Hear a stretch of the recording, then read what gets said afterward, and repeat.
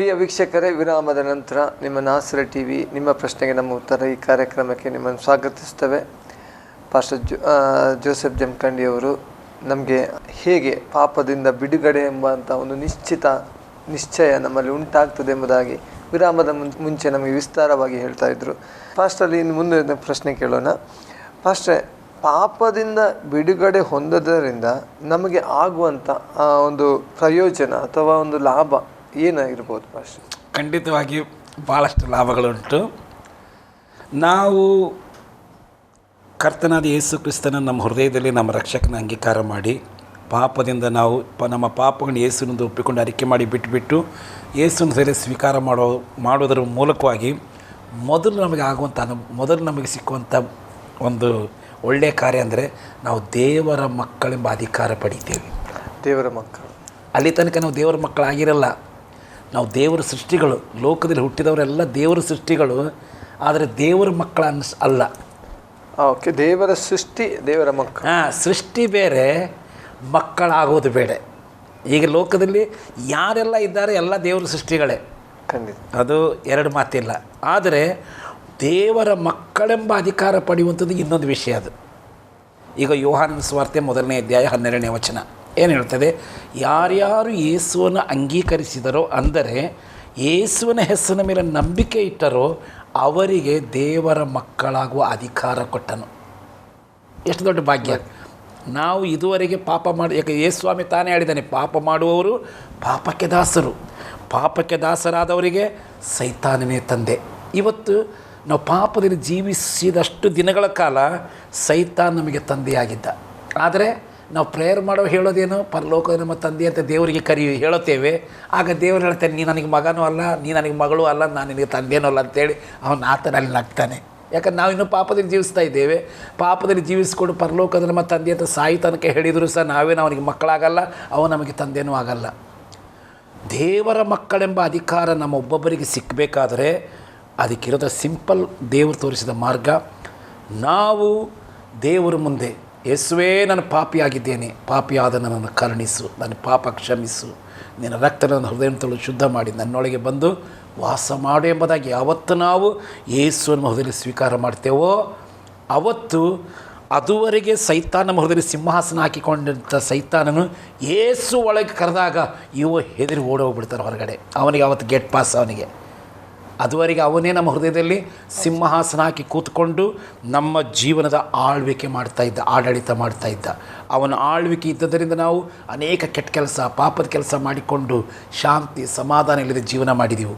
ಯಾವಾಗ ನಾವು ಯೇಸುವನ್ನು ಒಳಗೆ ಕರಿತೇವೋ ಆಗ ಸೈತಾನ್ಗೆ ಯೇಸು ಬರುವಾಗ ಅವನು ಒಳಗಿರೋಕ್ಕಾಗಲ್ಲ, ಅವನು ಅಲ್ಲಿಂದ ಹೋಗ್ತಾನೆ, ಜಾಗ ಖಾಲಿ ಮಾಡ್ತಾನೆ. ಅಂದರೆ ಯೇಸುವನ್ನು ಬರಮಾಡಿಕೊಳ್ಳೋದ್ರ ಮೂಲಕವಾಗಿ ಸೈತಾನನ ಆಳ್ವಿಕೆ ನಮ್ಮ ಹೃದಯದ ಮೇಲೆ ಕೊನೆಯಾಗತ್ತೆ.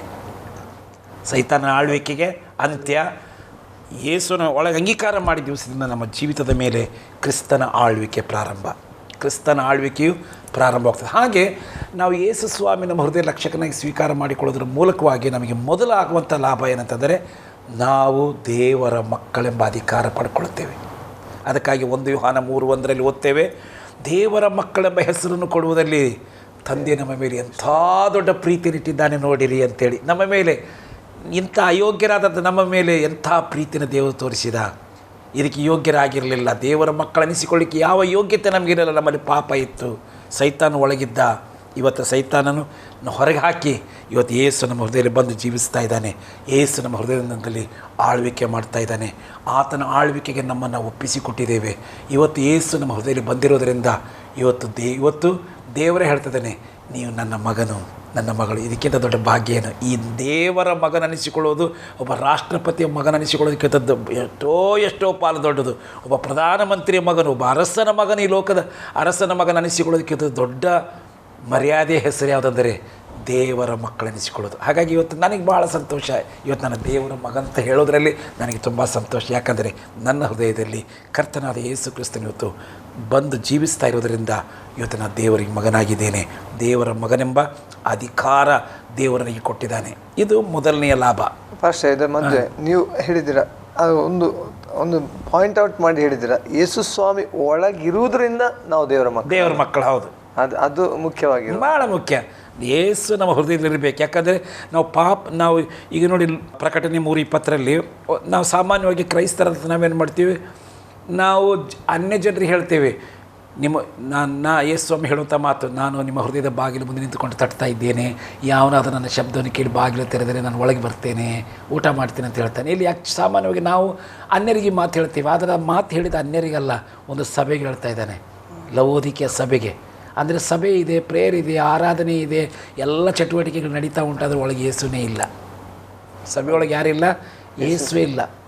ಯೇಸು ಇಲ್ಲ, ಆದರೆ ಹಾಡು ಹಾಡ್ತಾ ಇದ್ದಾರೆ, ಪ್ರಾರ್ಥನೆ ಮಾಡ್ತಾ ಇದ್ದಾರೆ, ವೇದ ಪಾರಾಯಣ ನಡೀತಾ ಉಂಟು, ಪ್ರಸಂಗಗಳು ನಡೀತಾ ಉಂಟು, ಎಲ್ಲ ನಡೀತದೆ, ಒಳಗೆ ಯಾರಿಲ್ಲ?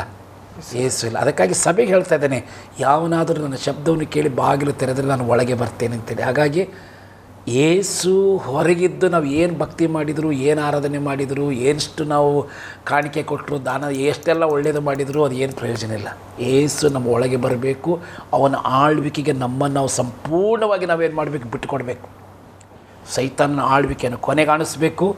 ಯೇಸುನ ಆಳ್ವಿಕೆ ನಮ್ಮ ಹೃದಯದ ಮೇಲೆ ಸ್ಥಾಪನೆಗೊಳ್ಳಬೇಕು. ಹೀಗೆ ನಾವು ಮೊದಲನೇದಾಗಿ ಯೇಸು ನಮ್ಮ ಹೃದಯದಲ್ಲಿ ಬರಮಾಡಿಕೊಳ್ಳೋದ್ರ ಮೂಲಕವಾಗಿ ನಮಗೆ ಸಿಕ್ಕುವ ದೊಡ್ಡ ಭಾಗ್ಯ ಏನಂತಂದರೆ ದೇವರ ಮಕ್ಕಳೆಂಬ ಅಧಿಕಾರ. ಇವತ್ತು ಹೆಮ್ಮೆಯಿಂದ ನಾವು ಹೇಳ್ಬೋದು, ನಾನು ದೇವರ ಮಗನು, ನಾನು ದೇವರ ಮಗಳೆಂಬುದಾಗಿ ಯೇಸು ನಂಬಿದವರೆಲ್ಲ ಧೈರ್ಯವಾಗಿ ಹೆಮ್ಮೆಯಿಂದ ಹೇಳುವಂಥ ಒಂದು ಭಾಗ್ಯ ದೇವರು ನಮಗೆ ಕೊಟ್ಟಿದ್ದಾನೆ. ಆಮೇಲೆ ನಾವು ಯೇಸು ಸ್ವಾಮಿಯನ್ನು ರಕ್ಷಕನ ಅಂಗೀಕಾರ ಮಾಡಿದ್ರಿಂದ, ಸೇರಿಸಿಕೊಂಡಿದ್ದರಿಂದ ದೇವರ ಮಕ್ಕಳೆಂಬುದು ಒಂದು ಆಶೀರ್ವಾದ. ಅದರ ಜೊತೆಯಲ್ಲಿ ಇನ್ನೊಂದು ದೊಡ್ಡ ಆಶೀರ್ವಾದ ಯಾವುದಂದರೆ, ನಾವು ಒಮ್ಮೆ ಯೇಸುನ ಮೊದಲೇ ಬರಮಾಡಿಕೊಳ್ಳೋದ್ರ ಮೂಲಕವಾಗಿ ಆತ ನಮ್ಮನ್ನು ದೇವರ ಮಕ್ಕಳೆಂಬುದಾಗಿ ಕರೀತಾನೆ. ಅದರ ಜೊತೆಯಲ್ಲಿ ಪರಲೋಕದಲ್ಲಿ ಒಂದು ಪುಸ್ತಕ ಇದೆ, ಅದರ ಹೆಸರು ಜೀವಬಾಧ್ಯರ ಪಟ್ಟಿ ಅಂತೇಳಿ, ದ ಬುಕ್ ಆಫ್ ಲೈಫ್. ಒಂದು ಪುಸ್ತಕ ದೇವರ ಹತ್ರ, ಒಂದು ರಿಜಿಸ್ಟರ್ ಬುಕ್ ಇದ್ದಾಗೆ. ಈಗ ನಾವು ನಮ್ಮ ಇಂಡಿಯಾದಲ್ಲಿ ಪ್ರತಿಯೊಂದಕ್ಕೆ ಆಧಾರ್ ಕಾರ್ಡ್ ಬೇಕು, ಆಧಾರ್ ಕಾರ್ಡ್ದಲ್ಲಿ ನಮ್ಮ ಹೆಸರು ಇರಬೇಕಂತ ಓದ್ತೀವಿ. ಆಧಾರ್ ಕಾರ್ಡ್ ಹೆಸರು ಯಾವ ಕೆಲಸಗಳು ಆಗಲ್ಲ ಅಂತ ನಾವು ಮಾತಾಡ್ತೇವೆ. ಈಗ ಸರ್ಕಾರನೇ ಹೇಳ್ತಾ ಇದೆ. ಹಾಗಾದರೆ ಸ್ವರ್ಗದಲ್ಲಿ ಒಂದು ಪುಸ್ತಕ ಉಂಟು, ಅದರ ಹೆಸರು ದ ಬುಕ್ ಆಫ್ ಲೈಫ್, ಜೀವಬಾಧ್ಯರ ಪಟ್ಟಿ. ಒಮ್ಮೆ ನಾವು ಯೇಸುವನ್ನು ನಮ್ಮ ಹೃದಯ ರಕ್ಷಕನ ಅಂಗೀಕಾರ ಮಾಡಿಕೊಂಡು ಆತ ನಮ್ಮ ಹೃದಯದಲ್ಲಿ ಬರಮಾಡಿಕೊಳ್ಳುವಾಗ ನಾವು ದೇವರ ಮಕ್ಕಳಾಗ್ತೇವೆ, ಅಧಿಕಾರ ಪಡ್ಕೊಳ್ತೇವೆ. ಅದರ ಜೊತೆಯಲ್ಲಿ ತಕ್ಷಣವೇ ದೇವರು ನಮ್ಮ ಹೆಸರನ್ನ ಪುಸ್ತಕದಲ್ಲಿ ಬರೀತಾನೆ. ನಮ್ಮನ್ನು ಆ ರಿಜಿಸ್ಟರ್ ಬುಕ್ನಲ್ಲಿ ನಮ್ಮ ಹೆಸರು ಬರೀತಾನೆ. ಆಮೇಲೆ ಆ ಪುಸ್ತಕದಲ್ಲಿ ಯಾರ ಹೆಸರಿದೆಯೋ ಅವರಿಗಷ್ಟೇ ಪರಲೋಕದಲ್ಲಿ ಪ್ರವೇಶ. ಆ ಪುಸ್ತಕದಲ್ಲಿ ನಮ್ಮ ಎಂಟ್ರಿ ಇರೋದಾದರೆ ಮಾತ್ರ ಚರ್ಚಿನಲ್ಲೇ ಮೆಂಬರ್ಶಿಪ್ ನಮಗೆ ಮೆಂಬರ್ಶಿಪ್ ಬುಕ್ಕನ್ನು ನಮ್ಮ ಹೆಸರಿದ್ದರೆ ನಾವು ಪರಲೋಕಕ್ಕೆ ಹೋಗ್ತೇವೆ ಅಂತ ಯಾವ ಗ್ಯಾರಂಟಿನೂ ಇಲ್ಲ. ಈ ಪುಸ್ತಕದಲ್ಲಿ ನಮ್ಮ ಹೆಸರು ಇದ್ದರೆ ನಾವು ಸ್ವರ್ಗಕ್ಕೆ ಹೋಗೋದ್ರ ಗ್ಯಾರಂಟಿ ಅಲ್ಲ. ಮೇಲೊಂದು ಪುಸ್ತಕ ಉಂಟು ದೇವರ ಹತ್ರ, ಆ ಪುಸ್ತಕದಲ್ಲಿ ನಮ್ಮ ಹೆಸರಿದ್ದರೆ ಮಾತ್ರ ನಮಗೆ ಗ್ಯಾರಂಟಿ, ನಾವು ಅಲ್ಲಿ ಹೋಗಿ ಸೇರ್ತೇವೆ. ನಾವು ಪ್ರಕಟಣೆ ಗ್ರಂಥದಲ್ಲಿ ಇರುವಂಥ ಒಂದು ವಚನ ನಾವು ಈ ಸಂದರ್ಭದಲ್ಲಿ ನಿಮ್ಮ ನೆನಪಿಗೆ ನಾನು ತರಲಿಕ್ಕೆ ಇಷ್ಟಪಡ್ತೇನೆ. ಅದು 21ನೇ ಅಧ್ಯಾಯ 27ನೇ ವಚನ. ಪ್ರಕಟಣೆ 21ನೇ ಅಧ್ಯಾಯ 27ನೇ ವಚನದ ಕಡೇ ಭಾಗ, ಅದರ 2ನೇ ಭಾಗದಲ್ಲಿ ಯಜ್ಞದ ಕುರಿಯಾದಾತನ ಜೀವಬಾಧ್ಯರ ಪಟ್ಟಿಯಲ್ಲಿ ಯಾರ ಹೆಸರುಗಳು ಬರೆದವೆಯೋ ಅವರು ಮಾತ್ರ ಸೇರುವರು. ಇಲ್ಲಿ ಸ್ವರ್ಗ ಅಂದರೆ, ಈಗ ನಾವು ಯೇಸು ರಕ್ಷಕನ ಅಂಗೀಕಾರ ಮಾಡಿಕೊಂಡಾಗ ದೇವರ ಮಕ್ಕಳ ಅಧಿಕಾರ ನಮಗೆ ಸಿಗ್ತದೆ, ಮೊದಲನೇದು. ಎರಡನೇದಾಗಿ ನಾವು ಆ ರಕ್ಷಕನ ಅಂಗೀಕಾರ ಮಾಡಿಕೊಳ್ಳುವಾಗ ತಕ್ಷಣವೇ ನಮ್ಮ ಹೆಸರನ್ನು ದೇವರು ನನ್ನ ಪುಸ್ತಕದಲ್ಲಿ ಬರೆದು ನಮ್ಮ ಆ ರಿಜಿಸ್ಟರ್ ಬುಕ್ ನಮ್ಮ ಹೆಸರು ದಾಖಲೆ ಮಾಡಿಬಿಡ್ತಾನೆ. ಅಂದರೆ ಇವನು ಇಂಥವಳು ನಮ್ಮ ಈ ರಾಜ್ಯಕ್ಕೆ ಪರಲೋಕಕ್ಕೆ ಸಂಬಂಧಪಟ್ಟವನೆಂಬುದಾಗಿ ಅಲ್ಲಿ ನಮ್ಮ ಹೆಸರು ಎಂಟ್ರಿ ಆಗುತ್ತೆ. ಇಲ್ಲಿ ಅದನ್ನು ಸ್ಪಷ್ಟಪಡಿಸ್ತಾನೆ, ಯಜ್ಞದ ಕುರಿಯಾದಾತನ ಜೀವಬಾಧ್ಯರ ಪಟ್ಟಿಯಲ್ಲಿ ಯಾರ್ಯಾರ ಹೆಸರುಗಳು ಬರೆದವೆಯೋ ಅವರು ಮಾತ್ರ ಎಲ್ಲಿ ಪರಲೋಕದಲ್ಲಿ ಸೇರುವರು. ಅಂದರೆ ಪರಲೋಕ ಸೇರಬೇಕಾದ್ರೆ, ಸ್ವರ್ಗ ಸೇರಬೇಕಾದ್ರೆ ಅಲ್ಲಿರುವಂಥ ರಿಜಿಸ್ಟರ್ ಬುಕ್ನಲ್ಲಿ ನಮ್ಮ ಹೆಸರು ಇರಬೇಕು. ಅದಕ್ಕಾಗಿ ನಾವು ಯೇಸು ಸ್ವಾಮಿರೋದಿಲ್ಲ, ನಾವು ಅಂಗೀಕಾರ ಮಾಡಿಕೊಳ್ಳಲೇಬೇಕು. ಅವನಿಗೆ ನಮ್ಮ ಜೀವಿತವನ್ನು ಒಪ್ಪಿಸಿಕೊಳ್ಳಲೇಬೇಕು. ಅವನ ಮುಂದೆ ನಮ್ಮ ಪಾಪವನ್ನು ಒಪ್ಪಿಕೊಂಡು ಅರಿಕೆ ಮಾಡಿಬಿಟ್ಟು ಅವನನ್ನು ರಕ್ಷಕನಾಗಿ ಸ್ವೀಕಾರ ಮಾಡಿ ದೇವರ ಮಕ್ಕಳೆಂಬ ಅಧಿಕಾರವನ್ನು ಪಡ್ಕೋಬೇಕು. ಅದರ ಜೊತೆಯಲ್ಲಿ ಆತ ನಮಗೆ ಕೊಡುವಂಥ ಭಾಗ್ಯ, ನಮ್ಮ ಹೆಸರನ್ನು ಜೀವಬಾಧ್ಯರ ಪಟ್ಟಿಯಲ್ಲಿ ಆತನ ಬರೀತಾನೆ. ಯಾಕಂದರೆ ಅಲ್ಲಿ ಬರೆದರೆ ಮಾತ್ರ ಅಲ್ಲಿ ಹೆಸರಿದ್ದವರಿಗಷ್ಟೇ ಪರಲೋಕ ರಾಜ್ಯದಲ್ಲಿ ಪ್ರವೇಶ ಮಾಡುವಂಥ ಭಾಗ್ಯ. ಇಲ್ಲ ಅಂದರೆ ಇಲ್ಲ. ನೀವು ಅದೇ 20ನೇ ಅಧ್ಯಾಯದ 15ನೇ ವಚನ, 20ನೇ ಅಧ್ಯಾಯದ 15ನೇ ವಚನ. ಯಾವನ ಹೆಸರು ಜೀವಬಾಧ್ಯರ ಪಟ್ಟಿಯಲ್ಲಿ ಬರೆದದ್ದಾಗಿ ಕಾಣಲಿಲ್ಲವೋ ಅವನು ಬೆಂಕಿಯ ಕೆರೆಗೆ ದೊಬ್ಬಲ್ಪಟ್ಟ. ಇಲ್ಲಿ ಬಹಳ ಸ್ಪಷ್ಟ ಉಂಟು. ನಮ್ಮ ಹೆಸರು ಆ ಪುಸ್ತಕದಲ್ಲಿದ್ದರೆ ಪರಲೋಕ ಸೇರ್ತೇವೆ. ಆ ಪುಸ್ತಕದ ನಮ್ಮ ಹೆಸರಿಲ್ಲ ಅಂದರೆ ಹೆಸರಿಲ್ಲದವ್ರಿಗೆ ಒಂದು ಜಾಗ ಇಟ್ಟಿದ್ದಾನೆ. ಹೆಸರಿಲ್ಲದವರಿಗೂ ಸಹ ಒಂದು ಆ ಜಾಗ ಇಲ್ಲಿ ಸ್ಪಷ್ಟವಾಗಿ ಹೇಳ್ತಾನೆ. ಯಾವನ ಹೆಸರು ಜೀವಬಾಧ್ಯರ ಪಟ್ಟಿಯಲ್ಲಿ ಬರೆದದ್ದಾಗಿ ಕಾಣಲಿಲ್ಲವೋ ಅವನು ಬೆಂಕಿಯ ಕೆರೆಗೆ ದೊಬ್ಬಲ್ಪಟ್ಟನು ಅಥವಾ ನರಕಕ್ಕೆ ಅವನು ದೊಬ್ಬಲ್ಪಡ್ತಾನೆ. ಇದೇ 21ನೇ ಅಧ್ಯಾಯದ 8ನೇ ವಚನ ಸಹ ಓದೋಣ. 21ನೇ ಅಧ್ಯಾಯ 8ನೇ ವಚನ.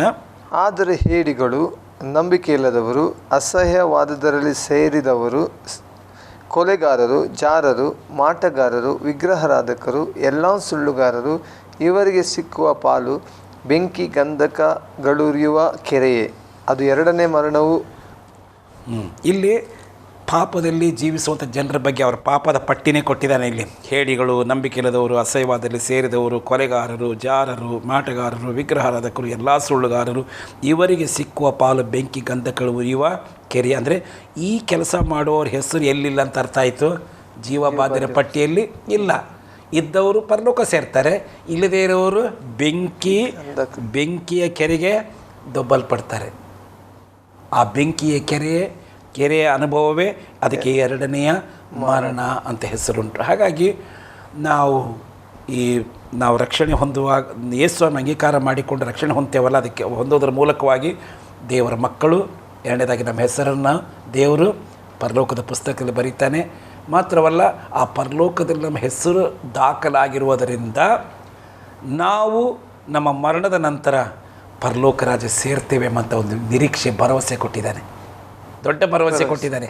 ನಾವು ಈ ಲೋಕದ ಈ ಅಲ್ಪಕಾಲದ ಜೀವನ ಕಳೆದ ಮೇಲೆ ನಾವು ನಮ್ಮ ನಿತ್ಯತೆಯನ್ನು, ನಮ್ಮ ಅನಂತ ಜೀವನವನ್ನು ನಾವು ಪರಲೋಕದಲ್ಲಿ ದೇವರೊಂದಿಗೆ ಸದಾ ಕಾಲವು ಕಳೀತೇವೆ ಎಂಬಂಥ ಒಂದು ದೊಡ್ಡ ನಿರೀಕ್ಷೆ ಕ್ರಿಸ್ತನ ಮೂಲಕವಾಗಿ ನಮಗೆ ಸಿಕ್ಕಿದೆ. ಎಂಥ ದೊಡ್ಡ ಲಾಭ ಅಲ್ವಾ ಇದು! ದೇವರ ಮಕ್ಕಳಾಗೋದು, ನಮ್ಮ ಹೆಸರು ಜೀವಬಾಧ್ಯರ ಪಟ್ಟಿಯಲ್ಲಿ ಬರೆಯಲ್ಪಡೋದು, ಮರಣಾನಂತರ ನಾವು ಪರಲೋಕ ರಾಜ್ಯದಲ್ಲಿ ದೇವರೊಂದಿಗೆ ಯುಗಾಂತರಗಳವರೆಗೆ ನಾವು ದೇವರೊಂದಿಗೆ ಪರಲೋಕದಲ್ಲಿರುವಂಥ ಭಾಗ್ಯ. ಆ ಜಾಗದಲ್ಲಿ ಪಾಪ ಇಲ್ಲ, ಸುಳ್ಳಿಲ್ಲ, ಮೋಸ ಇಲ್ಲ, ವಂಚನೆ ಇಲ್ಲ, ಭಯ ಇಲ್ಲ, ಮರಣ ಇಲ್ಲ, ರೋಗ ಇಲ್ಲ, ಹಸಿವೆ ಇಲ್ಲ, ನೀರಡಿಕೆ ಇಲ್ಲ, ಯಾವುದು ಅಂಥ ಒಂದು ಸುಂದರವಾದ ಸ್ಥಳ ಸ್ವರ್ಗದಲ್ಲಿ ದೇವರನ್ನು ಸೇರಿಸ್ಕೊಳ್ತಾನೆ. ಹಾಗಾಗಿ ಈ ರಕ್ಷಣೆ ಬಹಳ ಅಗತ್ಯ. ಅದಕ್ಕಾಗಿ ಇಬ್ರಿಯ ಪತ್ರಿಕೆಯಲ್ಲಿ ಓದ್ತೇವೆ 2ನೇ ಅಧ್ಯಾಯದ 3ನೇ ವಚನ. ಈ ಅತ್ಯಂತ ವಿಶೇಷ ರಕ್ಷಣೆಯನ್ನು ನಾವು ಅಲಕ್ಷ್ಯ ಮಾಡಿದರೆ ತಪ್ಪಿಸಿಕೊಳ್ಳುವುದು ಹೇಗೆ? ಇಲ್ಲಿ ನಮಗೊಂದು ಎಚ್ಚರಿಕೆ ಕೊಡ್ತಾ ಇದ್ದೇನೆ. ಯೇಸು ಕ್ರಿಸ್ತನ ಮೂಲಕವಾಗಿ ದೇವರು ಮನುಷ್ಯರಾದಂಥ ನಮಗೆ ಕೊಡುವಂಥ ಈ ರಕ್ಷಣೆ ಅತ್ಯಂತ ವಿಶೇಷವಾದದ್ದು. ಯಾಕೆ ಅತ್ಯಂತ ವಿಶೇಷ? ಯೇಸು ತನ್ನ ಪ್ರಾಣವನ್ನೇ ಕೊಟ್ಟು ನಮಗೋಸ್ಕರವಾಗಿ ನಮಗೆ ಸ್ವರ್ಗಕ್ಕೆ ಹೋಗೋ ದಾರಿ ತೋರಿಸಿಕೊಟ್ಟಿದ್ದಾನೆ. ನಮ್ಮ ಪಾಪದಿಂದ ನಮಗೆ ನಮ್ಮಷ್ಟಕ್ಕೆ ನಾವೇ ಬಿಡುಗಡೆ ಹೊಂದಲಿಕ್ಕೆ ಅಸಾಧ್ಯ ಆಗಿತ್ತು. ದಾವೀದನು ಹೇಳಿದಂತೆ ಅಸಾಧ್ಯ ಆಗಿರುವಾಗ ನಮ್ಮ ನಿಸ್ಸಹಾಯಕತೆ ಯೇಸುವಿನ ಮೂಲಕವಾಗಿ ಇದಕ್ಕೆ ಮಾರ್ಗ ಮಾಡಿದ್ದಾನೆ. ಇದು ಅತ್ಯಂತ ವಿಶೇಷ ರಕ್ಷಣೆ. ಇದನ್ನು ಏನು ಮಾಡಬಾರ್ದು? ನಾವು ಅಲಕ್ಷ್ಯ ಮಾಡಬಾರ್ದು. ಇದು ಎಷ್ಟೋ ಜನ ನಾವು ಹೇಳೋ ಮಾತುಗಳನ್ನ ಕೇಳ್ತಾರೆ, ಒಂದು ಕಿವಿಯಿಂದ ಕೇಳೋ ಒಂದು ಕಿವಿಯಿಂದ ಬಿಟ್ಬಿಡ್ತಾರೆ, ಅಲಕ್ಷ್ಯ ಮಾಡ್ತಾರೆ. ಆದರೆ ಅಲಕ್ಷ್ಯ ಮಾಡೋದು ಏನಾಗುತ್ತೆ? ಸ್ವರ್ಗ ಕಳ್ಕೊಳ್ತೇವೆ. ನಾವು ಸಾರಿದಂಥ ಈ ವಾಕ್ಯವನ್ನು ಅಲಕ್ಷ್ಯ ಮಾಡಿ ರಕ್ಷಣೆ ಹೊಂದಿಕೊಳ್ಳದೆ ಹೋದರೆ, ಪಾಪದ ಬಿಡುಗಡೆ ಹೊಂದಿಕೊಳ್ಳದೆ ಹೋದರೆ ಇದರ ಪರಿಣಾಮ ಏನು? ನಾವು ಸ್ವರ್ಗ ಕಳ್ಕೊಳ್ತೇವೆ. ಈಗ ಅದಕ್ಕಾಗಿ ನಮ್ಮ ವೀಕ್ಷಕರಿಗೆ ನಾನು ಹೇಳುವಂಥ ವಿಚಾರ ಏನಂತಂದರೆ, ಈ ಲೋಕದ ತಾತ್ಕಾಲಿಕವಾದ ಜೀವನ ಇದು ನಮ್ಮದು. ಈ ತಾತ್ಕಾಲಿಕವಾದ ಜೀವನದಲ್ಲಿ ಸ್ವಲ್ಪ ಕಾಲ ಪಾಪ ಭೋಗಗಳಲ್ಲಿ ಮೆರೆದು ನಾವು ಸ್ವರ್ಗವನ್ನೇ ಕಳ್ಕೊಂಡು ನಿತ್ಯ ನರಕಕ್ಕೆ ಹೋಗೋದಾದರೆ ನಾವು ಈ ಲೋಕದಲ್ಲಿ ಬದುಕಿದ್ದು ವ್ಯರ್ಥ. ಲೋಕದಲ್ಲಿ ಜೀವನ ಮಾಡಿದ್ದೇ ವ್ಯರ್ಥ. ಒಂದು ವೇಳೆ ನಾವು ಲೋಕದಲ್ಲಿ ನಮ್ಮ ತಾತ್ಕಾಲಿಕ ಸ್ವಲ್ಪ ಕಾಲ ನಾವು ಲೋಕದಲ್ಲಿ ಜೀವನ ಮಾಡಿದ್ದೇವೆ. ಆದರೆ ಈ ಜೀವನವನ್ನು ದೇವರು ಮೆಚ್ಚುವಂಥ ರೀತಿ ನಾವು ಕಳೆದರೆ, ದೇವರಿಗೆ ಸಂತೋಷ ಪಡುವಂಥ ರೀತಿ ನಾವು ಜೀವನ ಕಳೆದರೆ, ನಾವು ಮರಣದ ನಂತರ ಸ್ವರ್ಗದಲ್ಲಿ ಶಾಶ್ವತವಾಗಿ ದೇವರೊಂದಿಗೆ ಇರ್ತೇವೆ. ಹಾಗಾಗಿ ಸ್ವಲ್ಪ ಕಾಲದ ಸುಖ ಭೋಗಗಳಿಗೋಸ್ಕರ ನಾವು ಸ್ವರ್ಗ ಕಳ್ಕೊಳ್ಬಾರ್ದು. ಹಾಗಾಗಿ ನಾನು ಪ್ರತಿಯೊಬ್ಬರಿಗೆ ಕೈ ಜೋಡಿಸಿ ಬೇಡ್ಕೊಳ್ಳೋಂಥದ್ದು ಇಷ್ಟೇ: ದಯಮಾಡಿ ಮರಣದ ನಂತರ ನೀವು ಸ್ವರ್ಗ ಕಳ್ಕೊಳ್ಬೇಡ್ರಿ. ಸ್ವಲ್ಪ ಕಾಲ ಈ ಪಾಪ ಭೋಗಗಳನ್ನು ನಾವು ತ್ಯಜಿಸಿ ನಾವು ಸ್ವರ್ಗ ಸಂಪಾದನೆ ಮಾಡೋಣ. ಈ ಲೋಕ ಸಂಪಾದನೆ ಮಾಡೋದು ವ್ಯರ್ಥ. ಸ್ವಾಮಿ ಹೇಳ್ತಾನೆ, ಒಬ್ಬ ಮನುಷ್ಯ ಇಡೀ ಲೋಕ ಸಂಪಾದನೆ ಮಾಡಿ ತನ್ನ ಆತ್ಮನ ನಷ್ಟ ಮಾಡಿಕೊಂಡ್ರೆ ಏನು ಲಾಭ ಆಯಿತು ಲೋಕದಲ್ಲಿ ಬದುಕಿದ್ದರಿಂದ? ಏನು ಲಾಭ ಇಲ್ಲ. ನೀನು ಹಣ ಮಾಡೋದು, ಬೇಕಾದಷ್ಟು ಹಣ ಮಾಡಿ ದೊಡ್ಡ ದೊಡ್ಡ ಮನೆಗಳನ್ನು ಕಟ್ಟಿ ಬೇಕಾದಂಥ ಕಾರು, ವೈಭವದ ಜೀವನ ಮಾಡಿ ಎಲ್ಲ ಸುಖ ಅನುಭವಿಸಿ ಸತ್ತ ನಂತರ ನರಕಕ್ಕೆ ಹೋದರೆ ನರಕದಲ್ಲಿ ಹೋಗಿ ಸಮಯ ಕಳೆದ್ರೆ ಏನು ಲಾಭ ಆಯಿತು? ಏನು ಲಾಭ? ಸ್ವಾಮಿ ತಾನೇ ಒಬ್ಬ ಭೋಗ ಪುರುಷನು ಮತ್ತು ಲಾಜನ ಬಗ್ಗೆ ಕಥೆ ಹೇಳಿದ್ದಾನೆ. ಲಾಜನು ಬಡವ, ದೇವ ಭಕ್ತನಾಗಿದ್ದ, ಆದರೆ ಬಡವನಾಗಿದ್ದ. ಅವನಿಗೇನು ಯಾವ ಐಷಾರಾಮಿ ಜೀವನ ಇಲ್ಲ, ಏನಿಲ್ಲ. ಇನ್ನೊಬ್ಬನು ಭೋಗ ಪುರುಷ, ಬೇಕಾದಷ್ಟು ಐಶ್ವರ್ಯ ಇತ್ತು, ಹಣ ಇತ್ತು, ಬೆಳ್ಳಿ ಬಂಗಾರ ಸೊತ್ತು ಎಲ್ಲ ಫೆಸಿಲಿಟೀಸ್ ಎಲ್ಲ ಅನುಕೂಲತೆ ಅವನಿಗಿತ್ತು. ಆದರೆ ಇಬ್ಬರೂ ಸಾಯ್ತಾರೆ. ಅವನು ಸತ್ತ ಭಕ್ತ ದೇವರ ಹತ್ರ ಹೋಗಿದ್ದಾನೆ, ಇನ್ನೊಬ್ಬನು ನಿತ್ಯ ನರಕದಲ್ಲಿ ಬೆಂಕಿಯಲ್ಲಿ ಉರಿಯಲ್ಲಿ ಸಂಕಟ ಪಡ್ತಾ ಇದ್ದೀನಿ ಅಂತ ಅವನೇ ಹೇಳ್ತಾನೆ. ಹಾಗಾಗಿ ನನ್ನ ಒಂದೇ ಒಂದು ಕೈ ಜೋಡಿಸಿ ಬೇಡಿಕೊಳ್ಳುವಂಥ ವಿಚಾರ ಏನಂತಂದರೆ, ಜನರಿಗೆ ಏನು ವಿಚಾರ ಅಂತಂದರೆ, ದಯಮಾಡಿ ಈ ಲೋಕದ ಪಾಪ ಭೋಗಗಳಿಗೋಸ್ಕರವಾಗಿ ನಾವು ಮುಂದೆ ಸಿಕ್ಕುವಂಥ ಸ್ವರ್ಗವನ್ನು ಕಳ್ಕೊಳ್ಬೇಡ್ರಿ. ಈ ಲೋಕದ ಆಶಾಪಾಶಗಳೆಲ್ಲ ಇವೆಲ್ಲ ಒಂದಿನ ನಾಶವಾಗಿ ಹೋಗ್ತವೆ. ಹಾಗಾಗಿ ನಾವು ದೇವರ ಬಳಿಗೆ ಹೋಗಬೇಕು. ಮರಣದ ನಂತರ ನಾವು ಸ್ವರ್ಗ ಸೇರಬೇಕು. ಅದಕ್ಕೋಸ್ಕರವಾಗಿ ಯಾವುದೇ ಪರಿಸ್ಥಿತಿಯಲ್ಲಿ ನಾವು ಈ ಲೋಕದ ಪಾಪ ಭೋಗಗಳಿಗೆ ನಾವು ಮರಳಾಗಿ ನಾವು ದೇವರಿಂದ ದೂರ ಆಗಿ ಸ್ವರ್ಗ ನಾವು ಕಳ್ಕೊಳ್ಬಾರ್ದು. ನಮ್ಮ ಸಾಧನೆ ಏನಂತಂದರೆ, ಈ ಬದುಕು ಸಾರ್ಥಕ ಆಗೋದು ಯಾವಾಗ? ನಾವು ಸತ್ತ ಮೇಲೆ ಸ್ವರ್ಗ ಸೇರಿದರೆ ನಾವು ಲೋಕದಲ್ಲಿ ಬದುಕಿದ್ದು ಸಾರ್ಥಕ. ನಾವು ಎಲ್ಲ ಮಜಾ ಮಾಡಿ ಸತ್ತ ನಂತರ ನರಕದಲ್ಲಿ ಹೋದರೆ ಏನು ಲಾಭ ಆಯಿತು? ಏನು ಸಾರ್ಥಕ, ಏನು ಸಾಧನೆ ಮಾಡಿದಂಗೆ ಆಯ್ತು ಲೋಕದಲ್ಲಿ? ಹಾಗಾಗಿ ನಾನು ಒಂದೇ ಆಸೆ, ಈ ಕಾರ್ಯಕ್ರಮ ವೀಕ್ಷಿಸುವಂಥವ್ರು ಯಾರೇ ಆಗಿರಲಿ ಅಥವಾ ಇಡೀ ಎಲ್ಲ ಜನರ ಬಗ್ಗೆ ದೇವರು ಹೇಳುವಂಥ ಮಾತಿಷ್ಟೇ, ಪಾಪದ ಮಾರ್ಗ ಬಿಡ್ರಿ, ದೇವರ ಕಡೆಗೆ ತಿರುಗಿಕೊಡ್ರಿ, ನರಕನ ತಪ್ಪಿಸ್ಕೊಳ್ರಿ, ಸ್ವರ್ಗಕ್ಕೆ ಸೇರ್ರಿ. ಇದೇ ನಾವು ಜನರಿಗೆ, ನಾವು ಯಾವ ಮತ ಗಿರ್ಮ ಮಾತಾಡ್ತಾ ಇಲ್ಲ ಇಲ್ಲಿ. ಇದು ಮನುಷ್ಯನ ಪ್ರಾಬ್ಲಮ್, ಅವನ ಪಾಪ. ಈ ಪಾಪ ಎಂಬ ಈ ಪ್ರಾಬ್ಲಮ್ಗೆ ಸಾಲ್ವ್ ಮಾಡುವಂಥವನು ಯೇಸು. ಅವನ ಮೂಲಕವಾಗಿ ಪಾಪದ ಬಿಡುಗಡೆ ಹೊಂದಿರಿ, ಸ್ವರ್ಗಕ್ಕೂ ಸೇರಿಕೊಡ್ರಿ. ನಾನು ಕ್ರಿಶ್ಚಿಯನ್ ಅಲ್ಲ, ನೀವು ಕ್ರಿಶ್ಚಿಯನ್ ಅಲ್ಲ. ಬೈಬಲ್ ಪ್ರಕಾರವಾಗಿ ಯೇಸು ಕ್ರಿಶ್ಚಿಯನ್ ಯೇಸು ಕೆಟ್ಟು ಹೋಗಿರೋ ಪಾಪಿಗಳು ರಕ್ಷಿಸಲಿಕ್ಕೆ ಬಂದ. ನಾವೆಲ್ಲ ಪಾಪಿಗಳು. ಇವನು ನಂಬಿಕೊಂಡು ಪಾಪದ ಬಿಡುಗಡೆ ಹೊಂದಿ ದೇವರ ಮಕ್ಕಳಾಗಿದ್ದೇವೆ. ನಮ್ಮ ಹೆಸರು ದೇವರ ಪರಲೋಕದ ಪುಸ್ತಕದಲ್ಲಿ ಬರೆದಿದ್ದಾನೆ. ಇಷ್ಟೇ ನಮಗೆ ಗೊತ್ತಿರೋದು. ನಮಗೆ ಜಾತಿ ಮತ ಎಲ್ಲ ಇದೆಲ್ಲ ಮನುಷ್ಯರು ಮಾಡಿಕೊಂಡಿದ್ದಾರೆ. ಮನುಷ್ಯರು ನಮ್ಮನ್ನು ಕ್ರೈಸ್ತರಂತ ಕರೀತಾರೆ. ಕರ್ಕೊಳ್ಳಿ, ನಾನು ಕ್ರೈಸ್ತನ, ನಾನು ಯೇಸುವಿನ ಹಿಂಬಾಲಕ, ನಾನು ಯೇಸುವಿನ ಶಿಷ್ಯನು, ನಾನು ಯೇಸುವಿನ ಆತ ನನ್ನ ಗುರು, ಆತ ನನ್ನ ಹಿಂಬಾಲಿಸ್ತಾ ಇದ್ದೇನೆ. ಹಾಗಾಗಿ ನಮ್ಮೆಲ್ಲರಿಗೂ ಇದನ್ನೇ ಕೇಳೋಣ, ದಯಮಾಡಿ ಯೇಸು ಸ್ವಾಮಿ ನಂಬ್ಕೊಡ್ರಿ, ಪಾಪದ ಬಿಡುಗಡೆ ಹೊಂದ್ರಿ, ಪರಲೋಕ ರಾಜ್ಯ ಸೇರ್ರಿ. ಇದು ನನ್ನ ಎಲ್ಲರಿಗೂ ಕೈ ಜೋಡಿಸಿ ಬೇಡಿಕೊಳ್ಳುವಂಥ ಒಂದು ಕಳಕಳಿಯ ಮನವಿ ಇದು. ಖಂಡಿತ ಪಾಶ್ರೆ. ಪ್ರಿಯ ವೀಕ್ಷಕರೇ, ನಿಜವಾಗಿ ಪಾಶ್ರೆ ಹೇಳಿದರು ಏನು ಲಾಭ ಎಂಬುದಾಗಿ ಹೇಳುವಾಗ 3 ವಿಚಾರಗಳನ್ನು ನಮಗೆ ಸ್ಪಷ್ಟವಾಗಿ ಹೇಳಿದರು. ಅಂದರೆ ಒಂದು ದೇವರ ಮಕ್ಕಳಾಗುವ ಅಧಿಕಾರ ನಮಗೆ ಭಾಗ್ಯವನ್ನು ದೇವರು ಕೊಟ್ಟಿದ್ದಾನೆ. ಎರಡನೇದಾಗಿ ಅವರು ಹೇಳಿದರು, ಜೀವಿತರ ಪುಸ್ತಕದಲ್ಲಿ, ಜೀವಬಾಧ್ಯರ ಪುಸ್ತಕದಲ್ಲಿ ನಮ್ಮ ಹೆಸರು ಬರೆಯಲ್ಪಟ್ಟಿದೆ. ಮಾತ್ರವಲ್ಲ, ಜೀವಬಾಧ್ಯರ ಪಟ್ಟಿಯಲ್ಲಿ ಬರೆಯಲ್ಪಟ್ಟ ಹೆಸರುಳ್ಳವರಿಗೆ ಪರಲೋಕ ಇದೆ ಎಂಬುದಾಗಿ, ಪರಲೋಕಕ್ಕೆ ಹೋಗುವಂಥ ಪ್ರವೇಶ ಇದೆ ಎಂಬುದಾಗಿ, ಅವರಿಗೆ ಮಾತ್ರನೇ ಅವಕಾಶ ಎಂಬುದಾಗಿ, ನಿಜವಾಗಿ ನಾವು ರಕ್ಷಣೆ ಒಂದು ನಮಗೆ ಎಷ್ಟೊಂದು ಭಾಗ್ಯವೆಂಬುದಾಗಿ. ಅಷ್ಟೇ ಕೊನೆಯ ವಿಚಾರ, ಪಾಪದಿಂದ ಬಿಡುಗಡೆ ಹೊಂದದೆ ಸಾಯುವವರ ಗತಿ ಏನು? ಒಂದು ವೇಳೆ ನಾನು ಇದನ್ನು ನಿರ್ಲಕ್ಷ್ಯ ಮಾಡಿದೆ, ಈಗನೇ ನೀವು ಹೇಳಿದ ಇದನ್ನು ಅಲಕ್ಷ್ಯ ಮಾಡಬೇಡ್ರಿ ಎಂಬುದಾಗಿ ಪೌಲ ಹೇಳ್ತಾ ಇದ್ದಾನೆ. ಆದರೆ ಇದನ್ನು ಒಂದು ವೇಳೆ ನಿರ್ಲಕ್ಷ್ಯ ಮಾಡಿ ಸಾಯುವವರ ಗತಿಯ ಬಗ್ಗೆ ನಾನು ಈಗಾಗಲೇ ಪ್ರಕಟಣೆ ಗ್ರಂಥ 19ನೇ ಅಧ್ಯಾಯದಲ್ಲಿರುವಂಥ ಒಂದು ವಚನ ನಿಮ್ಮ ನೆನಪಿಗೆ ಆಗಲೇ ತಂದೆ. 15ನೇ ವಚನದಲ್ಲಿ, 20ನೇ ಅಧ್ಯಾಯ 15ನೇ ವಚನದಲ್ಲಿ, ಯಾವನ ಹೆಸರು ಜೀವಬಾಧ್ಯರ ಪಟ್ಟಿಯಲ್ಲಿ ಬರೆದದ್ದಾಗಿ ಕಾಣಲಿಲ್ಲವೋ ಅವನು ಬೆಂಕಿಯ ಕೆರೆಗೆ ತಬ್ಬಲ್ಪಡ್ತಾನೆ. ಅಂದರೆ ನಾವು ನಮಗೆ ಪಾಪದಲ್ಲಿ ಹುಟ್ಟಿ, ಪಾಪದಲ್ಲಿ ಬೆಳೆದು, ಪಾಪದಲ್ಲಿಯೇ ನಾವು ಸತ್ತು ಹೋಗಿಬಿಟ್ರೆ ನಮ್ಮ ಮರಣಾನಂತರ ನಮಗೆ ನರಕವೇ ಗತಿ. ಬೆಂಕಿ ಗಂಧ ಅಳಿದು ಉರಿಯುವ ಕೆರೆಯೇ ನಮಗೆ ಗತಿ. ಈಗ ನೋಡಿ, ಲೋಕದಲ್ಲಿ ಒಬ್ಬ ಅಪರಾಧ ಮಾಡಿರ್ತಾನೆ. ಅಪರಾಧ ಮಾಡಿದನ್ನು ತೊಗೊಂಡೋಗಿ ಒಂದು AC ರೂಮ್ನಲ್ಲಿ ಆರಾಮಾಗಿರ್ಲಿಕ್ಕೆ ಬಿಡ್ತಾರ? ಅವ್ನು ತೊಗೊಂಡೋಗಿ ಜೈಲಿಗೆ ಹಾಕ್ತಾರೆ ಅಲ್ವಾ? ತಪ್ಪು ಮಾಡಿದವನನ್ನು ತೊಗೊಂಡೋಗಿ ಐಷಾರಾಮಿ ಬಂಗ್ಲೆಯಲ್ಲಿ ಕೂರಿಸಲ್ಲ. ತಪ್ಪು ಮಾಡಿದವನು ತಪ್ಪು ಮಾಡಿದಂಥ ಸಾಬೀತಾದಮೇಲೆ ಅವನು ತಗೊಂಡೋಗಿ ಎಲ್ಲಿ ಹಾಕಬೇಕು? ಅವನನ್ನು ಜೈಲಿಗೆ ಹಾಕಬೇಕು. ಇದು ಈ ಲೋಕದ ಸತ್ಯ. ಹಾಗಾದರೆ ನಾವು ದೇವರಿಗೆ ವಿರೋಧವಾಗಿ ಜೀವಮಾನವೆಲ್ಲ ಪಾಪ ಮಾಡಿ ನಮಗೆ ಸತ್ತ ನಂತರ ಅದಕ್ಕೆ ಸಂಬಳ ನಮಗೆ ದೇವರ ನರಕವನ್ನೇ ಇಟ್ಟಿರೋದು. ರೋಮಾಪತ್ರಿಕೆ 6:23 ಓದ್ತೇವೆ, ಪಾಪವು ಕೊಡುವ ಸಂಬಳ ಮರಣ, ಅದೇ ಎರಡನೇ ಮರಣ, ಅದೇ ನರಕದಲ್ಲಿ ಅನುಭವಿಸುವ ಯಾತನೆ. ಹಾಗಾಗಿ ಈ ಬೈಬಲಿನ ಸಂದೇಶ ಏನಂತಂದರೆ, ನಾವು ಎಷ್ಟೇ ಕೆಟ್ಟ ಪಾಪಿಗಳಾಗಿದ್ದರೂ ಸಹ ಪಾಪಿಗೊಂದು ನಿರೀಕ್ಷೆ ಇದೆ. ನಿನಗೊಂದು ದಾರಿ ದೇವ್ರು ಮಾಡಿದ್ದಾನೆ ತಪ್ಪಿಸಿಕೊಳ್ಳಿಕ್ಕೆ. ಅದಕ್ಕೆ ಅದು ಈ ಭೂಮಿಯಲ್ಲಿ ಇದ್ದಾಗಲೇ ನೀನೇನು ಮಾಡಬೇಕು, ಅದನ್ನು ಕಂಡ್ಕೋ. ಸತ್ತ ಮೇಲಲ್ಲ. ಕೆಲವರು ಭಾಳ ಉಡಾಫೆಯಲ್ಲಿ ಹೇಳ್ತಾರೆ, ಸ್ವರ್ಗ ಎಲ್ಲಿದೆ, ನರಕ ಎಲ್ಲಿದೆ, ಅದನ್ನು ಯಾರು ನೋಡಿ ಬಂದಿದ್ದಾರೆ, ಅದನ್ನೆಲ್ಲ ಯಾರು ಕಂಡು ಬಂದಿದ್ದಾರೆ, ಇದೆಲ್ಲ ಸುಮ್ಮನೆ ಒಂಥರ ಭ್ರಮೆ ಅಂತೇಳಿ ಅನ್ನುವವರು ಇದ್ದಾರೆ. ಅನ್ನೋರು ಅಂದ್ಕೊಳ್ಳಿ, ಸ್ವರ್ಗ ಇರೋದ್ರಿಂದಲೇ ಸ್ವರ್ಗ ಅಂತ ಒಂದು ಹೆಸರು ಬಂದಿರೋದು, ನರಕ ಇರೋದ್ರಿಂದ ನರಕ ಅಂತ ಒಂದು ಶಬ್ದ ಬಂದಿರೋದು. ಇಲ್ಲದೇ ಇದ್ದರೆ ಆ ಶಬ್ದನೇ ಇರ್ತಿರಲಿಲ್ಲ. ಈಗ ದೇವರಂತ ಅನ್ನುವಾಗ ದೇವರಂತ ಇರೋದ್ರಿಂದ ದೇವರಂತ ಶಬ್ದ ಬಂದಿರೋದು. ನರಕ ಇರೋದ್ರಿಂದ ನರಕ ಅಂತ ಒಂದು ಶಬ್ದ ಇದೆ, ಸ್ವರ್ಗ ಇದೆ ಅಂತಂದಕ್ಕೆ ಇರೋದ್ರಿಂದಲೇ ಸ್ವರ್ಗ ಅಂತ ಒಂದು ಶಬ್ದ ಉಂಟು. ಯಾವ್ಯಾವ ವಸ್ತುಗಳು ಏನೇನು ಇರೋ ವಸ್ತುಗಳಿಗೆ ಒಂದು ಹೆಸರಿದೆ. ಖಂಡಿತ. ಇಲ್ಲದೇ ಇರೋದಕ್ಕೆ ಯಾವ ಶಬ್ದ ಇಲ್ಲ. ಹಾಗಿರುವಾಗ ಸ್ವರ್ಗನೂ ಇದೆ, ನರಕನೂ ಇದೆ.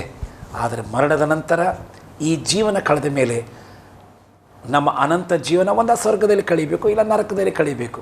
ನರಕದಲ್ಲಿ ಕಳೀಲಿಕ್ಕೆ ಏನು ವಿಶೇಷವಾದ ಕಾರ್ಯ ಮಾಡಬೇಕಾಗಿಲ್ಲ. ನಾವು ಜನ್ಮ ಪಾಪಿಗಳು, ಕರ್ಮ ಪಾಪಿಗಳು, ಈ ಪಾಪದಲ್ಲಿ ಜೀವನ ಮಾಡ್ಕೊಂಡು ಸತ್ತು ಹೋಗ್ಬಿಟ್ಟು ಆಟೋಮೆಟಿಕ್ಕಾಗಿ ನರಕಕ್ಕೆ ತೊಗೊಂಡೋಗಿ ಮುಟ್ಟಿಸಿಬಿಡುತ್ತೆ. ಅದಕ್ಕೇನು ಸ್ಪೆಷಲಾಗಿ ಮಾಡಬೇಕು. ಆದರೆ ಅದು ಬೇಡ ಅಂತಂದರೆ ಮಾತ್ರ ದಾರಿ ಬದಲಾಯಿಸ್ಕೊಳ್ಬೇಕು. ಯೇಸು ಹೇಳಿದ, ನಾನೇ ಮಾರ್ಗ, ನಾನೇ ಸತ್ಯ, ನಾನೇ ಜೀವ, ನನ್ನ ಮೂಲಕ ಹೊರತು ಯಾರು ತಂದೆ ಬಳಿಗೆ ಬರಲಿಕ್ಕೆ ಸಾಧ್ಯ ಇಲ್ಲ. ಹಾಗಾಗಿ ನಾವು ಕೆಟ್ಟ ದಾರಿಲಿರುವಂಥವ್ರು, ನೀನು ಹೋಗ್ತಾ ಇರೋ ದಾರಿ ಸರಿ ಇಲ್ಲಪ್ಪ, ಈ ದಾರಿಗೆ ಬಾ ಅಂತ ಕರಿಯುವಂಥ ಕೆಲಸ ನಮ್ಮದು. ನೀನು ಅದು ತಿಳ್ಕೊಂಡು ದಾರಿಗೆ ಬಂದರೆ ಅದನ್ನು ತಪ್ಪಿಸಿಕೊಳ್ತೀನಿ, ನರಕ ತಪ್ಪಿಸಿಕೊಳ್ತೀವಿ. ನೀವು ಅಲಕ್ಷ್ಯ ಮಾಡಿ ಪರವಾಗಿಲ್ಲ ನಡೀತದೆ ಅಂತೇಳಿ ಹೊರಟ್ರೆ ಸೀದಾ ನಾವು ನರಕಕ್ಕೆ ಹೋಗ್ತೇವೆ ಅಷ್ಟೇ. ಹಾಗಾಗಿ ದೇವರು ಯಾರನ್ನು ಕುತ್ತಿಗೆಡಿದು ಈ ಕಡೆ ತಂದು ಹಾಕಲ್ಲ. ಬಲಾತ್ಕಾರದಿಂದ ಒತ್ತಾಯ ಮಾಡಿ, ಬಾಬಾ ನೀನು ಅಲ್ಲಿ ಹೋಗಬೇಡ, ಈ ಕಡೆ ಬಾ ಅಂತ ಯಾರನ್ನೂ ಒತ್ತಾಯ ಮಾಡಿ ದೇವರು ಸರಳವಾಗಿ ಹೇಳಿದ್ದಾನೆ. ಜೀವದ ಮಾರ್ಗನೂ ಹೇಳಿದ್ದಾನೆ, ಮರಣದ ಮಾರ್ಗನೂ ಹೇಳಿಟ್ಟಿದ್ದಾನೆ. ಆಯ್ಕೆ ನಿನ್ನದು. ಯಾರ್ದು ಬಲಾತ್ಕಾರ ಮಾಡಿ ದೇವರು ಯಾರನ್ನು ತರಲ್ಲ. ನಿನಗೆ ನೋಡಿ, ನಿನ್ನ ಮುಂದೆ ಎರಡು ದಾರಿ ಇಟ್ಟಿದ್ದೇನೆ, ನೀನು ತಪ್ಪಾದ ದಾರಿಯಲ್ಲಿ ಹೋಗ್ತಾ ಇದ್ದರೆ ತಪ್ಪಾದ ದಾರಿಯಿಂದ ನೀನು ಸರಿಯಾದ ಮಾರ್ಗಕ್ಕೆ ಬಾ ಅಂತ ಕರೀತಾ ಇದ್ದಾನೆ ಅಷ್ಟೇ. ನಮ್ಮ ಮಾತು ಕೇಳಿಕೊಂಡು ಸರಿಯಾದ ಮಾರ್ಗಕ್ಕೆ ಬರಲಿಕ್ಕೆ ಇಷ್ಟ ಇದ್ದವ್ರನ್ನ ದೇವರು ಕರುಣಿಸ್ತಾನೆ, ಪ್ರೀತಿಸ್ತಾನೆ. ಎಷ್ಟೇ ತಪ್ಪು ಮಾಡಿದರು, ಎಷ್ಟೇ ಅನ್ಯಾಯ ಮಾಡಿದರು, ಆತನ ಮುಂದೆ ಕ್ಷಮಾಪಣೆ ಕೇಳ್ಕೊಳ್ಳುವಾಗ ಕ್ಷಮೆ ಕೊಟ್ಟು ತನ್ನ ಮಕ್ಕಳನ್ನು ಅಂಗೀಕರಿಸಿಕೊಂಡು ತನ್ನ ರಾಜ್ಯದಲ್ಲಿ ಸೇರಿಸಿಕೊಳ್ತಾನೆ. ಇವತ್ತು ಅದೇ ದೇವರ ಬೈಬಲಿನ ಸಂದೇಶ. ಯಾರನ್ನು ನಾಶ ಮಾಡಲಿಕ್ಕೆ ಬಂದಿಲ್ಲ, ಎಲ್ಲರನ್ನೂ ಉಳಿಸ್ಬೇಕಂತ ಬಂದಿದ್ದಾನೆ ಅಷ್ಟೇ. ಎಷ್ಟೇ ಕೆಟ್ಟ ಪಾಪಿ ಆಗಿದ್ದರೂ ಅವನು ಈ ಲೋಕದಲ್ಲಿ ಈ ಕೃಪೆ ಕಾಲದಲ್ಲಿ ರಕ್ಷಣೆ ಹೊಂದಿಕೊಳ್ಬೋದು. ಎಷ್ಟೇ ಈಗ ನಮ್ಮ ಮನೆಗಳಲ್ಲಿ ಯಾರಾದರೂ ಮನೆಗಳಲ್ಲಿ ಒಬ್ಬ ಪೇಷಂಟ್ ಅದು ಸೌಖ್ಯ ಇರಲ್ಲ, ಸೀರಿಯಸ್ ಕಂಡೀಷನ್ ಇರ್ತಾನೆ, ಇವತ್ತು ಸಾಯ್ತಾನೆ ನಾಳೆ ಸಾಯ್ತಾನೆ ಅನ್ನೋ ಸ್ಥಿತಿಯ ಒಂದು. ಆದರೂ ಮನೆಯವರ ಬಯಕೇನು, ಅವನು ಸೀರಿಯಸ್ ಆಗಿ ಡಾಕ್ಟರ್ ಹೇಳ್ತಾರೆ, ಎಲ್ಲರೂ ಕೈ ಬಿಟ್ಟಿರ್ತಾರೆ. ಸಾಯ್ತಾನೆ ಅಂತಂದ್ರೂ ಸ್ವಲ್ಪ ಡಾಕ್ಟರ್ ಹತ್ರ ಹೋಗಿ ಆಳ್ತಾರೆ, ಹೇಗಾದರೂ ಮಾಡಿ ಇವನನ್ನು ಉಳಿಸಿ, ಹೇಗಾದರೂ ಮಾಡಿ ಇವನು ಡಾಕ್ಟ್ರ್ ಇವನನ್ನು ಉಳಿಸಿ, ಎಷ್ಟು ಖರ್ಚಾದರೂ ಕೊಡ್ತೇವೆ ಅಂತ ಹೇಳ್ತಾರೆ. ಅಂದರೆ ಮನುಷ್ಯರ ಆಶೆಯನ್ನು ಅವನು ಉಳಿಬೇಕಂತೇಳಿ. ಹಾಗಾದರೆ ನಾವು ದೇವರ ಸೃಷ್ಟಿಗಳು, ನಾವು ಪಾಪ ಮಾಡಿ ಹಾಳಾಗ್ತಾ ಇದ್ದರೂ ಸಹ ಅವನ ಮನಸ್ಸಿನ ಆಶೆಯನ್ನು ನಾವು ಉಳಿಬೇಕು, ನಮ್ಮನ್ನು ಉಳಿಸ್ಬೇಕು, ನಮ್ಮ ನರಕಕ್ಕೆ ದೊಬ್ಬಬಾರ್ದು, ನಮ್ಮ ಸ್ವರ್ಗಕ್ಕೆ ಸೇರಿಸ್ಕೊಳ್ಬೇಕು ಅನ್ನೋ ಉದ್ದೇಶ ದೇವ್ರದ್ದು ಉದ್ದೇಶ. ಅದಕ್ಕಾಗಿ ದೇವರು ತನ್ನ ಕುಮಾರನಾದ ಯೇಸು ಕ್ರಿಸ್ತನ ಮೂಲಕವಾಗಿಂಥ ದೊಡ್ಡ ಯೋಜನೆ ಮನುಷ್ಯರ ಮುಂದೆ ಇಟ್ಟಿದ್ದಾನೆ. ಬನ್ನಿರಿ ಎಲೆ ಕಷ್ಟಪಡುವವರೇ, ಹೊರೆ ಹೊತ್ತವರೇ, ನೀವೆಲ್ಲ ನನ್ನ ಬಳಿಗೆ ಬನ್ನಿರಿ, ನಾನು ನಿಮ್ಮ ಆತ್ಮಕ್ಕೆ ಶಾಂತಿ ವಿಶ್ರಾಂತಿ ಕೊಡ್ತೇನಂತೆ ಇವತ್ತು ಲೋಕಕ್ಕೆ ಪ್ರೀತಿಯಿಂದ ಕರೆ ಕೊಡ್ತಾ ಇದ್ದಾನೆ. ಆ ಕರೆಗೆ ಹೋಗೊಟ್ಟು ಆತನ ಬಳಿಗೆ ಬರುವಂಥ ಪ್ರತಿಯೊಬ್ಬರು ನರಕನ್ನು ತಪ್ಪಿಸಿಕೊಳ್ತಾರೆ, ಸ್ವರ್ಗ ಸೇರೋದು ಭಾಗ್ಯ ದೇವರಿಗೆ ದಯಪಾಲಿಸ್ತಾನೆ. ಖಂಡಿತ ಪಾಸ್ಟರ್, ನಿಜವಾಗಿ ಪ್ರಿಯ ವೀಕ್ಷಕರೇ, ನಿಮಗೆ ಆಶೀರ್ವಾದವಾಯಿತು ಎಂಬುದಾಗಿ ನನ್ನಿಸ್ತೇನೆ. ಪಾಸ್ಟರ್ ಒಂದು ಹೇಳಿದರು, ಒಬ್ಬ ರೋಗಿ ತನ್ನ ಕುಟುಂಬಸ್ಥ ರೋಗಿಯಾಗಿ ಸಾಯುವ ಸ್ಥಿತಿಯಲ್ಲಿದ್ದರು, ಅವನು ಬದುಕಬೇಕೆಂಬಂಥ ಆಸೆಯೊಂದಿಗೆ ವೈದ್ಯರ ಬಳಿಗೆ ಕಳಕಳಿಯಿಂದ ಅವರು ವಿಜ್ಞಾಪಿಸುವುದನ್ನು, ಗೋಳಾಡುವುದನ್ನು ನಾವು ನೋಡ್ತೇವೆ. ಅದು ಪ್ರತಿಯೊಂದು ಕಡೆಗಳಲ್ಲಿ ನಾವು ನೋಡುವಂಥದ್ದು. ಆದರೆ ನಮ್ಮ ಸೃಷ್ಟಿಕರ್ತ, ನಮ್ಮನ್ನು ಉಂಟು ಮಾಡಿದ ದೇವರು, ನಾವು ನಾಶವಾಗುವುದರಲ್ಲಿ ಎಂದೂ ಸಂತೋಷ ಪಡುವುದಿಲ್ಲ. ಒಬ್ಬ ಪಾಪಿ ದೇವರ ಕಡೆಗೆ ತಿರುಗುವುದಾದರೆ ಅದರಲ್ಲಿ ಸಂತೋಷ ಪಡ್ತಾನೆಂಬುದಾಗಿ ದೇವರ ವಾಕ್ಯ ಹೇಳ್ತದೆ. ಆದ್ದರಿಂದ ಪ್ರಿಯ ವೀಕ್ಷಕರೇ, ದೇವರ ವಾಕ್ಯ ಪೌಲನು ಒಂದು ಹೇಳ್ತಾ ಇದ್ದಾನೆ, ಕ್ರಿಸ್ತನು ನಮ್ಮಲ್ಲಿ ಇಲ್ಲದಿದ್ದರೆ ನಾವು ಅಯೋಗ್ಯರೇ ಸರಿ ಎಂಬುದಾಗಿ. ನಮ್ಮನ್ನು ನಾವು ಪರೀಕ್ಷಿಸಿಕೊಳ್ಳಬೇಕು ಎಂಬುದಾಗಿ ಆತನ ಎಚ್ಚರಿಕೆಯಿಂದ ಪರಿಶೋಧಿಸಿಕೊಳ್ಳ್ರಿ ಎಂಬುದಾಗಿ ಸಹ ಅವನು ಹೇಳ್ತಾನೆ, ಕ್ರಿಸ್ತನು ನಮ್ಮಲ್ಲಿ ಇಲ್ಲದಿದ್ದರೆ ನಾವು ಅಯೋಗ್ಯರೇ ಸರಿ. ನಾವೆಲ್ಲವನ್ನು ಸಂಪಾದಿಸಿಕೊಂಡಿರ್ಬೋದು, ಎಲ್ಲವೂ ನಮ್ಮಲ್ಲಿರ್ಬೋದು, ಆದರೆ ಯೇಸು ಕ್ರಿಸ್ತನು ಕೊಡುವಂಥ, ಯೇಸು ಕ್ರಿಸ್ತನ ಮೂಲಕವಾಗಿ ಸಿಗುವಂಥ ರಕ್ಷಣೆ ನಮ್ಮಲ್ಲಿ ಇಲ್ಲದಿದ್ದರೆ ನಾವು ಅಯೋಗ್ಯರೇ ಸರಿ. ನಾವು ಲೋಕವನ್ನೆಲ್ಲ ಸಂಪಾದಿಸಿದ್ದು ಎಲ್ಲ ವ್ಯರ್ಥವಾಗಿ ನಷ್ಟವಾಗಿ ಹೋಗ್ತದೆ. ಹಾಗೆಯೇ ಸೇವಕರು ಹೇಳಿದರು. ಪ್ರಿಯ ವೀಕ್ಷಕರೇ, ಇವತ್ತು ನಿಮಗೆ ಒಂದು ಅವಕಾಶ, ಇವತ್ತು ನೀವು ಒಂದು ವೇಳೆ ನೀವು ಒಪ್ಪಿಕೊಂಡು ದೇವರನ್ನು ಕರೆಯುವುದಾದರೆ, ಯೇಸು ಸ್ವಾಮಿಯನ್ನು ಕರೆಯುವುದಾದರೆ, ಇವತ್ತಿನ ಸಮಯದಲ್ಲಿ ಈ ಕ್ಷಣದಲ್ಲಿ ನಿಮ್ಮ ಹೃದಯದಲ್ಲಿ ಬರಲಿಕ್ಕೆ ಅವನು ಆಸೆ ಪಡ್ತಾನೆ. ಪ್ರಿಯ ವೀಕ್ಷಕರೇ, ಇವತ್ತಿನ ಕಾರ್ಯಕ್ರಮದಲ್ಲಿ ನಾವು ಆ ಒಂದು ಮಾತಿನಿಂದ ನಾವು ಮುಗಿಸಲಿಕ್ಕೆ ಬಯಸ್ತೇವೆ. ನಮ್ಮ ಮಧ್ಯದಲ್ಲಿ ಆಶ್ರಯ ಟಿವಿಗೆ ಬಂದು ನಮ್ಮ ವಿಸ್ತಾರವಾಗಿ 2 ಸಂಚಿಕೆಗಳಲ್ಲಿ ನಮಗೆ ಈ ಒಂದು ರಕ್ಷಣೆಯ ವಿಷಯವಾದಂಥ ವಿಸ್ತಾರವಾದಂಥ ವಿಚಾರಗಳಲ್ಲಿ ನಮಗೆ ತಿಳಿಸಿಕೊಟ್ಟಂಥ ದೇವಸೇವಕರಾದಂಥ ಹಿರಿಯ ಸೇವಕರಾಗಿರುವಂಥ ಪಾಸ್ಟರ್ ಜೋಸೆಫ್ ಜಮಖಂಡಿ ಅವರಿಗೆ ನಮ್ಮ ಆಶ್ರಯ ಟಿವಿ ಪರವಾಗಿ ನಾವು ವಂದನೆ ಹೇಳೋಣ. Pastor, thank you. ದೇವರು ನಿಮ್ಮನ್ನು ವಿಶೇಷವಾದ ವಂದನೆ. ಪ್ರಿಯ ವೀಕ್ಷಕರೇ, ಇನ್ನೊಂದು ವಿಚಾರದೊಂದಿಗೆ ನಾವು ನಿಮ್ಮ ಮುಂದೆ ಬರಲಿಕ್ಕಿದ್ದೇವೆ. ತಪ್ಪದೆ ವೀಕ್ಷಿಸಿ ಆಶ್ರಯ ಟಿವಿ. ವಂದನೆಗಳು.